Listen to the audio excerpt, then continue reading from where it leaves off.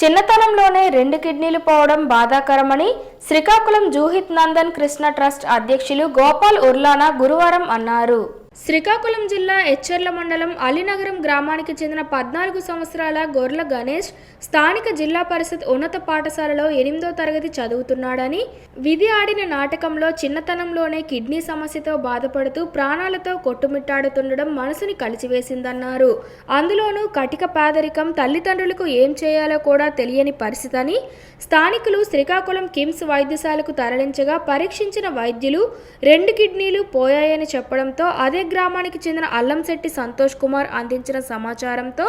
బాధితుని తోటి విద్యార్థులు, ఉపాధ్యాయులు సహకారంతో 66,500 రూపాయలు,